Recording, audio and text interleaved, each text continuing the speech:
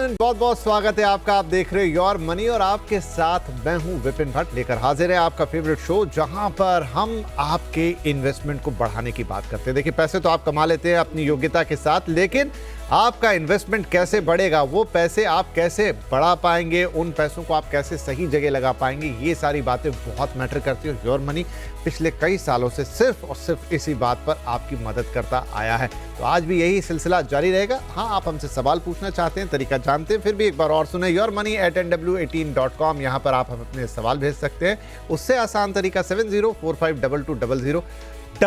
ये हमारा WhatsApp number है। हालांकि व्हाट्सएप पे लंबे सवाल भेजने में शायद आपको दिक्कत हो, लेकिन अगर आप भेजेंगे तो हम जरूर यहाँ पर भी पढ़ लेंगे। इसके अलावा एक और तरीका, फेसबुक और एक्स पर शो लाइव रहता है, वहां कमेंट बॉक्स में जाकर भी सवाल भेज सकते हैं, वो भी हम अपने एक्सपर्ट से लेते हैं। तो कई तरीके हैं, बस आपको चुनना है कि आपके लिए बेहतरीन तरीका कौन सा होगा, और आपके सवालों के जवाब हाजिर होंगे यहाँ हमारे शो पे। तो चलिए आज के शो की शुरुआत करते हैं। और आज आपके सवालों के जवाब देने के लिए, ढेर सारी बातें करने के लिए हमने आमंत्रित किया है मनी मंत्रा के फाउंडर विरल भट्ट साहब को, जो मेरे साथ स्टूडियो में मौजूद है। सर, बहुत बहुत स्वागत है आपका। इनफैक्ट मेहमान जब स्टूडियो में आते हैं ज़्यादा बेहतर बातचीत होती है, तो आज कोशिश होगी कि ज़्यादा अच्छे जवाब आए, ज़्यादा इन डेप्थ बातें हुए। तो परंपरा के अनुसार सवाल जवाब का सिलसिला शुरू करें उससे पहले थोड़ी ज्ञान की बातें, ताकि आपको भी जो ये माफ़ कीजिएगा पूरी दुनिया है म्यूचुअल फंड की, इसमें थोड़ा अलग तरीके का इंटरेस्ट आए, थोड़ा आपको भी लगे कि मैं भी जानता हूं। तो आज बात करेंगे बैलेंस एडवांटेज फंड की। क्या होते हैं, किन्हें इसमें निवेश करना चाहिए, क्या फायदा होता है, किन चीज़ों से मिलकर बनते हैं, कैसे कंपोजिशन होते हैं, A to Z इसकी बात करेंगे। विरल साहब, तो कहाँ से शुरू करें, क्या है बैलेंस एडवांटेज फंड और इनका एडवांटेज क्या है? शुक्रिया विपिन जी, आपने शो पे बुलाया, स्टूडियो में बुलाया। बहुत ही इंटरेस्टिंग है ये। देखिए, ये वैसे तो बहुत सारी कैटेगरी है विपिन जी हमारे म्यूचुअल फंड्स में, बट एक हाइब्रिड कैटेगरी मेरी पर्सनल फेवरेट कैटेगरी है। और ऐसा ये जो अभी का वक्त है वो तो बहुत ही बेस्ट टाइम है हाइब्रिड के बारे में बात करना, क्योंकि हम हमेशा कहते हैं, हमने शो में भी बहुत बार कहा है कि हाइब्रिड का जो एक एलोकेशन है वो आपके पोर्टफोलियो में बेशक बनता है, राइट। और उसमें एक कैटेगरी है जो है डायनेमिक एसेट एलोकेशन, जिसको बैलेंस एडवांटेज का भी नाम दे सकते हैं, काफ़ी पॉपुलर है। देखिए, बैलेंस एडवांटेज या तो हाइब्रिड अगर हम पोर्टफोलियो में सोचते हैं तो क्यों होना चाहिए, क्योंकि सबसे बेस्ट पार्ट क्या है विपिन जी उसका, कि वो अलग अलग एसेट क्लास में निवेश करता है। सिर्फ इसीलिए हाइब्रिड है। हाँ, इसीलिए हाइब्रिड है। और जब हम हाइब्रिड की बात करते हैं तो एक इक्विटी और डेट, ये हम हमेशा सोचते हैं, बट हाइब्रिड कैटेगरी के अगर आप म्यूचुअल फंड्स देखेंगे ना, तो वो इक्विटी में भी निवेश करता है, डेट में भी निवेश करता है, इंटरनेशनल इक्विटीज़ में भी निवेश करता है, गोल्ड और सिल्वर में भी निवेश करता है। बट अगर आज बैलेंस एडवांटेज की बात करें तो जितने भी बैलेंस एडवांटेज फंड्स हैं वो मेनली इक्विटी और डेट में एलोकेशन करता है। और सबसे बेस्ट पार्ट हाइब्रिड या तो बैलेंस एडवांटेज या डायनामिक एसेट एलोकेशन का, as per the market fund manager portfolio को चेंज करता है। और अगर आप पोर्टफोलियो देखेंगे और रिटर्न्स देखेंगे तो मेनली डाउनसाइड प्रोटेक्ट करने में भी काफ़ी अच्छी तरीके से ये काम आता है। सो dynamic asset allocation balance advantage fund definitely portfolio में बनता है। तो खास तौर पे आपने भी जिक्र किया, और हर दर्शक के मन में इस समय यही सवाल है कि ऐसे मौके पे क्या मैं SIP करूं, अगर कर रहा हूं तो क्या मैं उसको बंद कर दूं। लेकिन आपने कहा कि ये डाउनसाइड रिस्क को भी कम करता है, वो कैसे? देखिए, डाउनसाइड में कैसे करता है कि अभी जैसे एंटिसिपेशन देखे मार्केट की, तो अभी का मार्केट देखे तो मिड कैप स्मॉल कैप में हैवी नेगेटिव रिटर्न्स आए हैं, लार्ज कैप भी टूटा है। बट डाउनसाइड प्रोटेक्ट करता है किस तरह से करता है कि जब फंड मैनेजर फोरसाइट करता है कि भाई मेरा मार्केट जो है, मेरा फंड में जो मैंने एलोकेशन किया है वहाँ पे मार्केट अगर डाउन जा रहा है तो मैं उसको चेंज कर लेता हूँ। मैं विद इन इक्विटी भी मेरा allocation large cap, mid cap, small cap में चेंज करता हूँ। प्रीडोमिनेंटली तो डेफिनेटली ये देखा गया है कि हाइब्रिड और balance advantage dynamic asset allocation में लार्ज कैप में एक्सपोजर ज़्यादा होता है। बट जब मार्केट नीचे जाता है तो मेरा डेट का एक्सपोजर मैं ज़्यादा कर देता हूँ और इक्विटी का एक्सपोजर कम कर देता हूँ। उतनी फ्लेक्सिबिलिटी दिखती है और मिलती है फंड मैनेजर्स को कि वो अपने पोर्टफोलियो में चेंजेस करते हैं। और देखिए, सिर्फ ऐसा नहीं है कि मार्केट जब नीचे जाता है तभी वो पोर्टफोलियो चेंज करता है, जब मार्केट बढ़ता है उसका भी फायदा वो इक्विटी एलोकेशन को ज़्यादा करने में। अभी सपोज मैं अगर डेट की बात करूं विपिन जी, तो आज के टाइम में डेट में अगर हम देखेंगे तो इंटरेस्ट रेट डाउन सिनारियो है। तो लॉन्ग टर्म डेट जो फंड्स होते हैं, डेट फंड, वो प्रीडोमिनेंटली फंड मैनेजर सोचता है मैं मेरे पोर्टफोलियो में रखूं।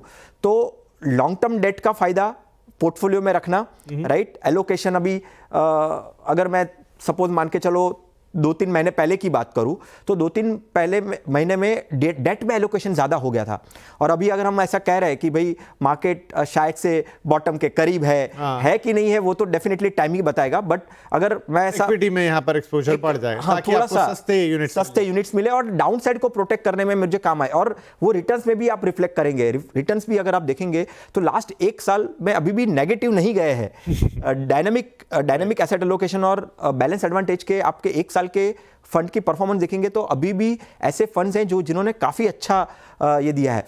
मैं सिर्फ एक एग्जांपल देना चाहूंगा। मैं पूछूं कि कुछ एक उदाहरण ऐसे फंड्स के, मैं यहाँ पे 2-3 फंड्स के उदाहरण दूंगा। यहाँ पे एक एडलवाइस बैलेंस एडवांटेज फंड है। 1 साल का अगर हम रिटर्न्स देखेंगे ना तो 0.25% के आसपास का है। और सामने DSP dynamic asset allocation fund 8% का रिटर्न है 1 साल का। यानी उसमें भी काफी डिफरेंट टाइप के, क्योंकि दर्शकों को जानना ये बहुत ही जरूरी है विपिन जी कि जितने भी डायनेमिक एसेट एलोकेशन फंड या balance advantage fund with in that category भी काफी अलग अलग तरीके से वो मैनेज करते हैं। कोई पी रेशियो को देखता है, कोई अलग अलग सेक्टर्स के पॉइंट ऑफ व्यू से एलोकेशन को चेंज करता है, कोई देखता है कि भाई मुझे अभी भी लग रहा है कि इक्विटी मार्केट में ज़्यादा पेन है तो वो इक्विटी का कम करके डेट को आगे कर देगा, राइट। और अंत में ये भी एक देखा गया है विपिन जी के ज़्यादा से ज़्यादा इक्विटी टैक्सेशन को रखने की कोशिश करते हैं, राइट। तो शायद से वो आर्बिट्राज को भी स्प्रेड लेने की कोशिश करते हैं कि जिससे वो मैनेज कर सके वो वॉलेटिलिटी को। तो बहुत ही यूनिक प्रपोजिशन है, बहुत ही यूनिक कैटेगरी है। और शायद से आपका ये सवाल भी हो सकता है कि किस निवेशकों को ये निवेश करना चाहिए। तो हाँ, किन लोगों को? विपिन जी, मुझे लगता है कि जो मॉडरेट रिस्क में मानते हैं, जिनको एफडी से ज्यादा रिटर्न्स चाहिए, बट अवधि टेन्योर है ना, मुझे लगता है कि एटलीस्ट यहाँ पे 3 से 5 साल का टेन्योर लेकर चलना चाहिए।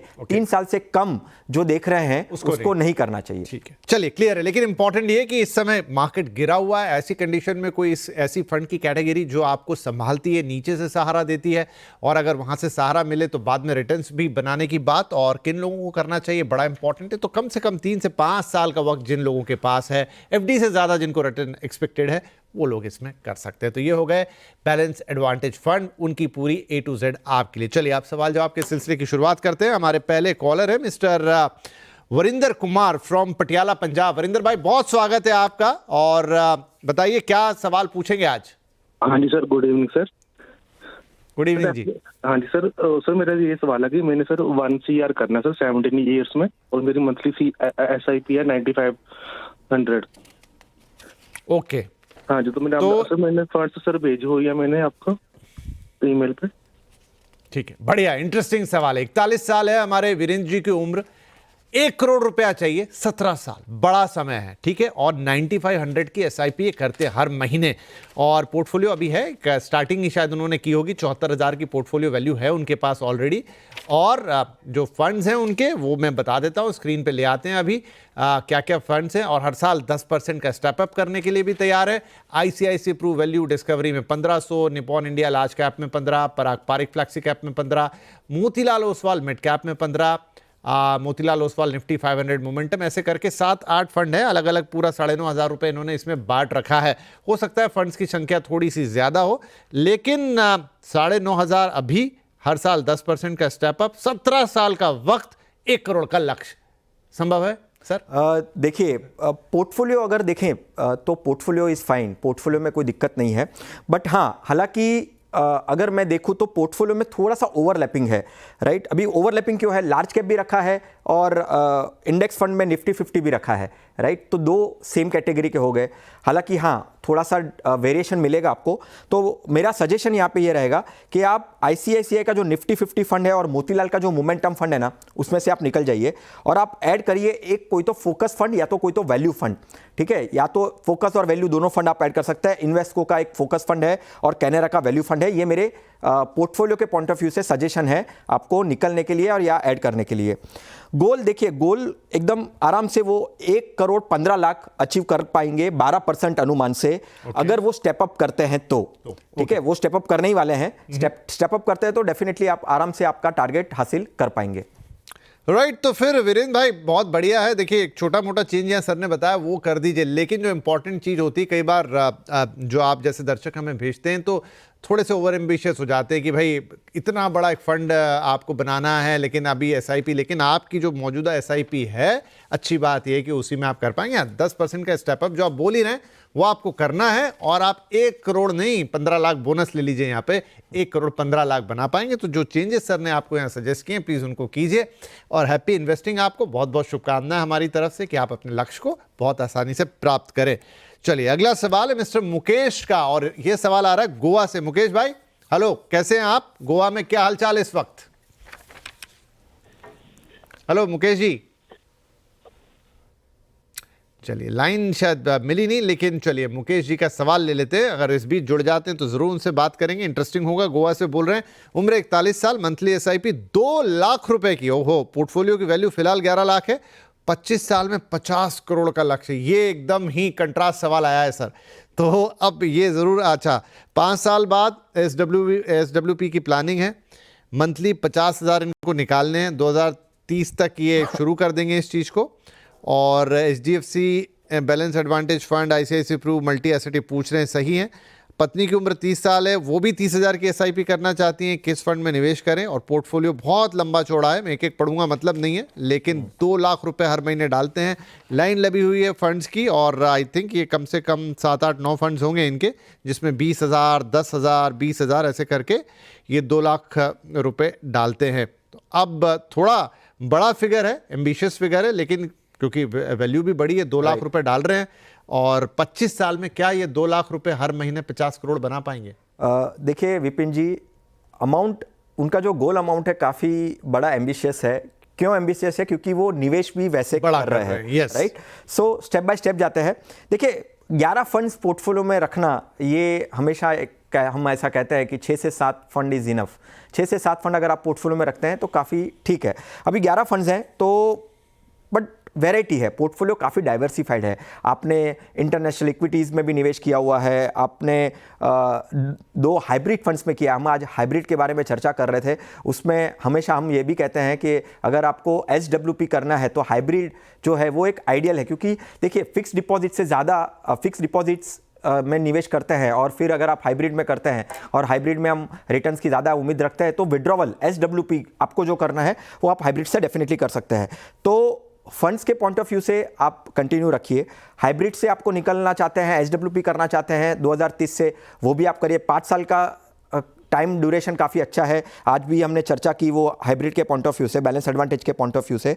अभी देखिए आप 2 लाख की एसआईपी कर रहे हैं, 2 लाख के एसआईपी से आप कम से कम 40 करोड़ का कॉर्पस आप 2 लाख की एसआईपी से ही बना पाएंगे 12% अनुमान से, ठीक है। आपका जो टारगेट है वो है 50 करोड़ का, राइट। तो आप 30,000 की एसआईपी भी जोड़ना चाहते हैं, स्टार्ट करना चाहते हैं आपके वाइफ के पॉइंट ऑफ व्यू से, तो अगर आप 30,000 के एसआईपी आपके वाइफ के नाम से करेंगे तो वहां से आपको कम से कम 5 करोड़ 60 लाख का कॉर्पस बनेगा 12% अनुमान से। तो नहीं तो मोटा मोटी आप 45 करोड़ 45 करोड़ का कॉर्पस आप आराम से जुटा पाएंगे आपके जो गोल ईयर के आप सोच रहे हैं उससे करने के लिए। तो देखिए दिक्कत नहीं है, म्यूचुअल फंड के पोर्टफोलियो से आपका 46 करोड़ का कॉर्पस बन जाएगा।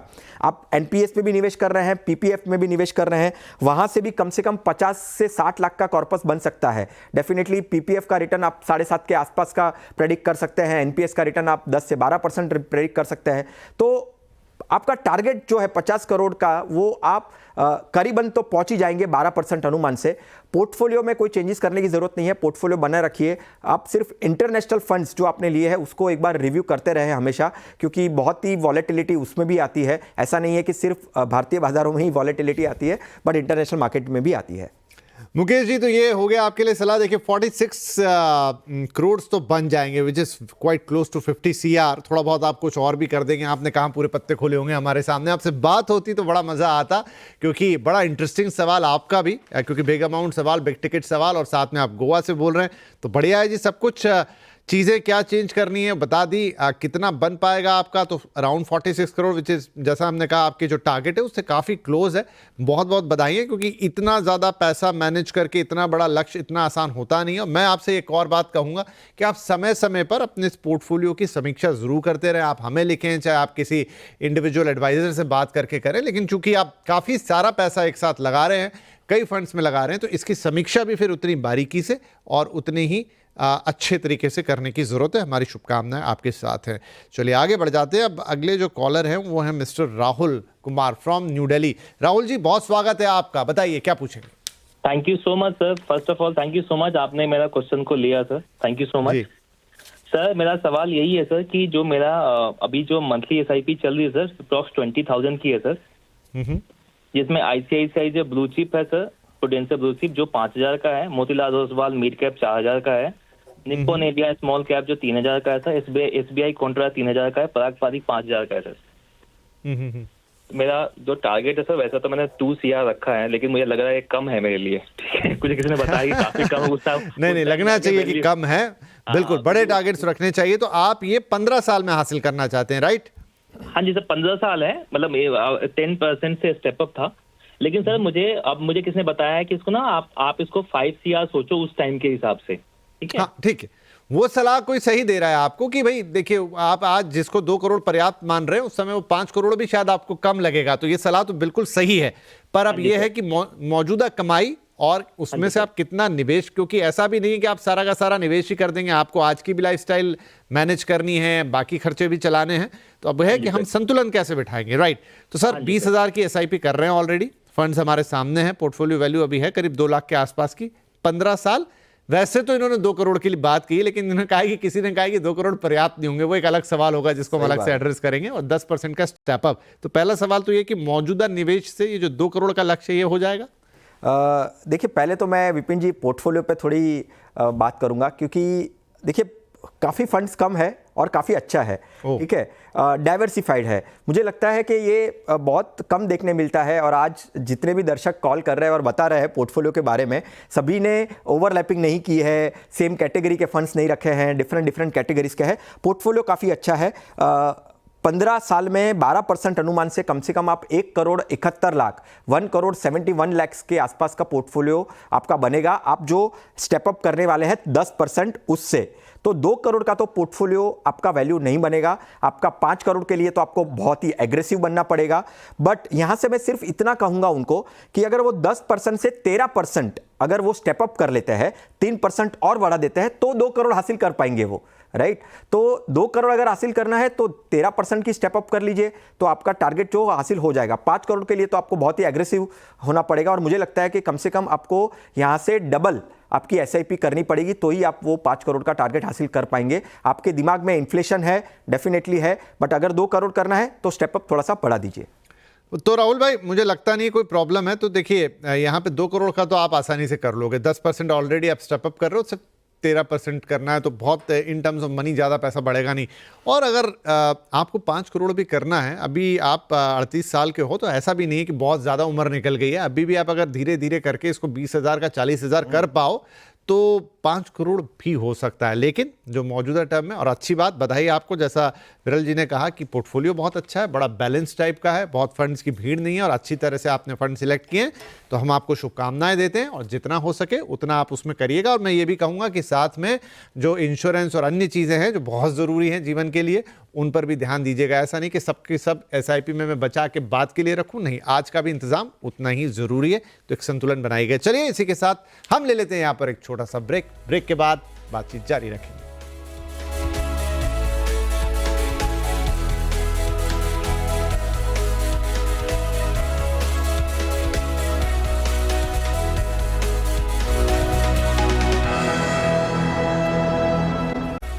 Welcome back. आप देख रहे हैं योर मनी और हम दे रहे हैं आपके सवालों के जवाब। इनफैक्ट आपकी फाइनेंशियल प्लानिंग करा रहे हैं, और सिर्फ आपकी नहीं, जितने भी दर्शक हमें देखते हैं वो दूसरे की फाइनेंशियल प्लानिंग से भी काफ़ी कुछ देखते, समझते, सीखते हैं। और मुझे तो लगता है बहुत सारे लोग उसको देख के इंस्पायर होते हैं और अपनी फाइनेंशियल प्लानिंग की शुरुआत करते हैं। तो चलिए, ऐसी बातचीत चल रही है। विरल भट्ट साहब आज हमारे साथ स्टूडियो में मौजूद है, हमारा सौभाग्य। तो और कुछ सवाल ले लेते हैं फटाफट। डॉक्टर चित्रंजन अब हमें फ़ोन कर रहे हैं फ्रॉम नवी मुंबई। चित्रंजन जी, बहुत स्वागत है आपका, बताइए क्या मदद करें आपकी। हेलो, मैं क्या आप SIP सुन कर पा रहे रहा हैं? हूँ। हाँ सर, बताइए। हाँ, 2007 से SIP कर रहा हूँ और मेरा जो पोर्टफोलियो है वो लार्ज कैप और फ्लेक्सी कैप हेवी है। और मैंने ओके। अभी तक हमने 1.60 CR ऑलरेडी इन्वेस्ट किया है, जिसमें 3.5 करोड़ उसकी वैल्यू है। अब मार्केट नीचे है तो मैंने कभी भी मिड कैप और स्मॉल कैप में इन्वेस्ट किया नहीं है। तो ओके, इस समय हमको कोई 2 फंड बताया जाए जो 10 साल के लिए मैं मिड कैप और स्मॉल कैप में इन्वेस्ट कर सकूं। ठीक है, ये अलग तरीके का सवाल है। डॉक्टर साहब Absolutely. ने बिल्कुल डिफरेंट, मतलब उन्होंने कोई अपने फंड्स की लंबी चौड़ी लिस्ट नहीं भेजी, उन्होंने बस साफ बताया कि मैंने कभी मिड और स्मॉल कैप में इन्वेस्ट नहीं किया। अब आप यहां से मुझे बताइए कि अगले 10 साल के लिए मुझे निवेश करना है, और उनको शायद लग रहा है कि ये चांस है, ये मौका है, जब बॉटम आउट हो रहा है, सस्ते में फंड्स मिलेंगे, तो ये भी एक स्मार्ट इन्वेस्टर की निशानी है। 3.5 करोड़ का ऑलरेडी उनके पास एक पोर्टफोलियो मौजूद है। बताइए सर। मुझे लगता है विपिन जी के योर मनी सुनते सुनते दर्शक है ना काफ़ी अच्छे एक्सपीरियंस बन चुके हैं और जहां पे हम सुनाई दे रहा है कि भाई मिड कैप और स्मॉल कैप पे निवेश नहीं करना चाहिए, नहीं चाहिए, risky होता वो है, सोच रहे हैं कि और मौका है काफ़ी अच्छा है। डेफिनेटली पहले तो ये बात मैं कहूँगा और शायद से आप समझते भी होंगे कि आप जब मिड कैप और स्मॉल कैप में सोच रहे हैं निवेश करने के लिए, तो आपका जो टाइम टेन्योर है वो कम से कम 10 साल से ज़्यादा होना चाहिए, क्योंकि बहुत ही मार्केट में वॉलेटिलिटी आती है और कम से कम ऐसे मार्केट में, अभी के मार्केट में भी देखेंगे तो कम से कम 30-35% का फॉल तो कहीं नहीं है, राइट। तो आप डेफिनेटली सोचिए, करिए। मिड कैप स्मॉल कैप बुरा नहीं है, रिटर्न्स और वेल्थ क्रिएशन मिड कैप और स्मॉल कैप ही अच्छी तरीके से बना के दे सकते हैं, बट टाइम टेन्योर होना चाहिए 10 साल से ज़्यादा, 10 साल से ज़्यादा। 2 फंड में यहाँ पे सजेस्ट करूंगा। मिड कैप के पॉइंट ऑफ व्यू से HDFC mid cap opportunity fund देख सकते हैं। 10 साल का अगर मैं उनका रिटर्न देखूँ तो कम से कम 18-19% के आसपास रिटर्न दिया है HDFC मिड कैप अपॉर्चुनिटी ने। और स्मॉल कैप में निपॉन स्मॉल कैप आप देख सकते हैं, उसका जो रिटर्न है वो भी करीबन 16-17% के आसपास का है। तो 16-18% पास्ट परफॉर्मेंस है, डेफिनेटली फ्यूचर में उसको गारंटी समझ के ना चलिए, बट टेन्योर आप 10 साल से ज़्यादा रखिए तो ही मिड कैप स्मॉल कैप में करिए। मेरे हिसाब से वॉलेटिलिटी हमेशा रहेगी मिड कैप स्मॉल कैप में, बट इन्वेस्टमेंट नहीं करना ये गलत है। सोच सकते हैं बट टेन्योर 10 साल से ज़्यादा। राइट, और वो डॉक्टर साहब के पास है, तो आई थिंक उन्होंने ऑलरेडी पूरी स्टडी करके हमें सवाल भेजा था, बस वो चाहते थे कि एक एक्सपर्ट राय उसके ऊपर हो जाए। तो सर बहुत बहुत आपको शुभकामनाएं, यहाँ से आपका जो शानदार पोर्टफोलियो और बढ़े और बेहतर हो।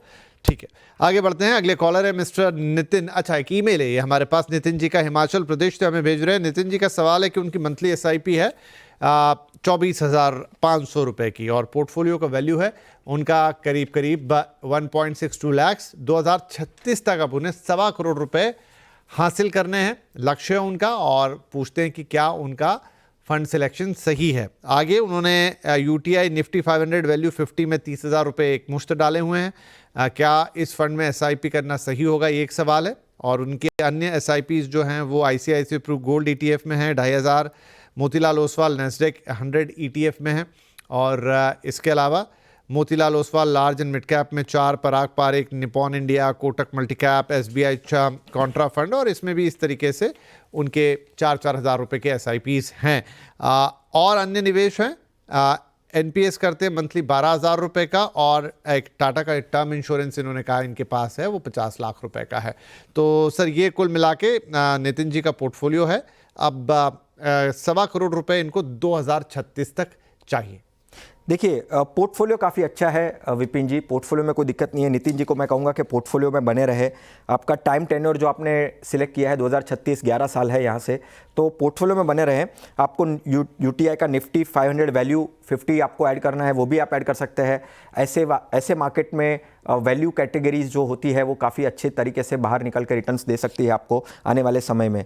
ठीक है, आपका गोल आप अचीव कर पाएंगे कि नहीं, मुझे लगता है अगर मैं NPS और म्यूचुअल फंड में जो SIP आप चल रही है दोनों को भी जोड़ लूँ तो आप 1 करोड़ के आसपास ही जुटा पाएंगे 11 सालों में।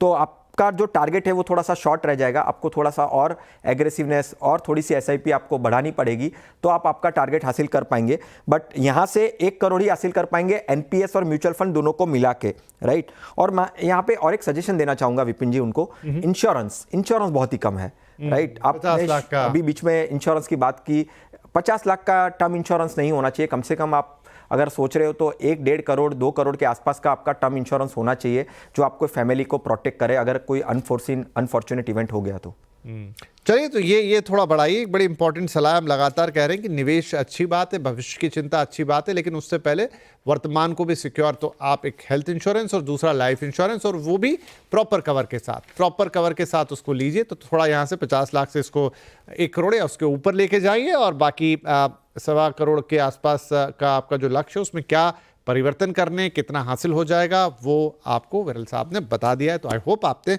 नोट भी कर लिया होगा, और हम आपको शुभकामनाएं देते हैं कि आप अपने लक्ष्य को अच्छी तरह से हासिल कर पाए। चलिए, बातचीत में पता नहीं लगा, लेकिन समय अब समाप्त होने जा रहा है, लेकिन जाते जाते हम विरल जी से पूछेंगे उनके आज के टॉप पिक्स यानी कि टॉप 4 फंड्स। Yes sir. देखिए, बैलेंस एडवांटेज की बात की तो बैलेंस एडवांटेज फंड में आईसीआईसीआई का balance advantage fund definitely portfolio में बनता है विपिन जी। तो पहला फंड वो है। फ्लेक्सी कैप कैटेगरी में निवेश करना है, पराग परिक का फ्लेक्सी कैप फंड है, वो मेरी हमेशा टॉप चॉइस रहती है फ्लेक्सी कैप में, तो उसमें निवेश कर सकते हैं। कॉन्ट्रा, मार्केट में वॉलेटिलिटी है, मार्केट में बहुत सारे डिफरेंट ओपिनियंस आते हैं, तो कॉन्ट्रा एक स्ट्रैटेजी हो सकती है जो आपको पोर्टफोलियो में ऐड करनी चाहिए। इसके लिए इन्वेस्ट को कॉन्ट्रा। और चौथा, एक फोकस स्ट्रेटेजी की जरूरत है इस मार्केट में stock selection point of view से, इसलिए एचडीएफसी का फोकस फंड। चलिए, तो ये 4 फंड विरल जी की चॉइस है, और क्यों उन्होंने ये फंड चुने वो भी आपको बता दी। तो विरल sir, thank you very much, आप आए और आपने हमारे दर्शकों के सवालों के जवाब दिए और इनकी इतनी शानदार फाइनेंशियल प्लानिंग भी की। और आप जानते हैं कि रोज हम शो आपके लिए लेकर आते हैं, आपको बस हमें अपने सवाल भेजने, पता नंबर सब आप जानते हैं, हमारी स्क्रीन पे लगातार फ्लैश होता है। तो प्लीज़ नोट कीजिए, अपने सवाल हमें भेजिए, हम गारंटी देते हैं कि परफेक्ट फाइनेंशियल प्लानिंग करने की कोशिश रहेगी ताकि आपका फ्यूचर हो सिक्योर और आप लाइफ को एंजॉय करें। Thank you very much. कार्यक्रम में जुड़ने के लिए कल फिर मुलाकात करेंगे, तब तक टेक केयर, बाय बाय।